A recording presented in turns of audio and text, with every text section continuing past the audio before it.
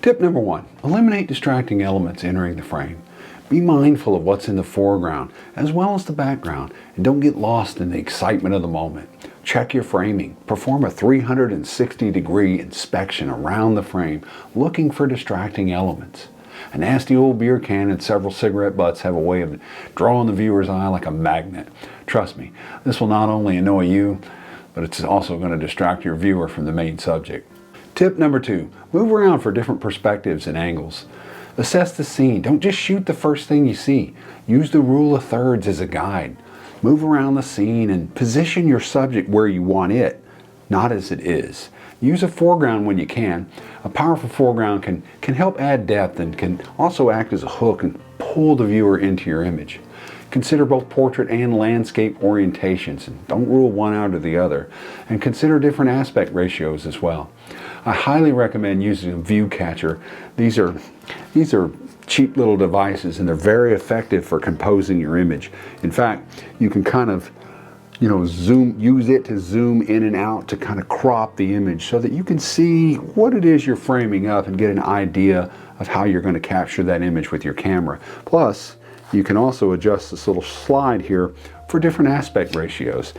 Handy little tool, and I really suggest picking one up. Matter of fact, I'll leave a link in the description so you can pick one up. And no, it's not an affiliate link, so this is solely for your benefit and not for mine. Look for leading lines also. That's something that you can do that really help lead the viewer through your image. And be aware of objects that are kind of intersecting with your image, like branches and trees, especially if you're shooting portraits. I mean, there's nothing worse than a light post or maybe a tree branch that's sticking through or coming out of someone's head as it appears in the image when you're looking at it. But also, be mindful of colors and contrast between the subject and the background. Light colors, they tend to blend together and make it difficult to separate the subject from the background, so things just kind of blur together.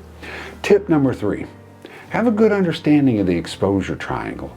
Avoid camera shake by holding your camera close to your body. Sticking your camera way out here is just not going to be stable, so pull that camera in close to your body, and that'll give you more stability. And use a tripod when it's practical. So you can minimize, you can also minimize motion blur by using a higher shutter speed, but you have to be aware that you have to increase the ISO, but don't be afraid to do that. Just understand that increasing the ISO is also going to add noise to your image. So know your camera though, and know how much noise is too much. Consider your depth of field before you shoot the image. For landscape photography, focusing a third of the way into the scene provides a good balance between the foreground and the background. But understanding depth of field and how focus is going to play into that depth of field is super important. A basic understanding of the hyperfocal distance will give you a good idea of what's going to be in focus and what's not going to be in focus. Also, exposing to the right, or otherwise known as ETTR, and I've talked about this many times, but this will help you keep the details in the highlights while preserving the details in the shadows.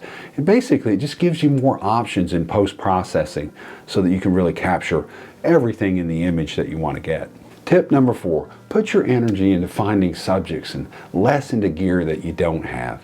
Concentrating on the camera you have, that's going to help you focus more on the composition and less on what you would do if only you had a better camera.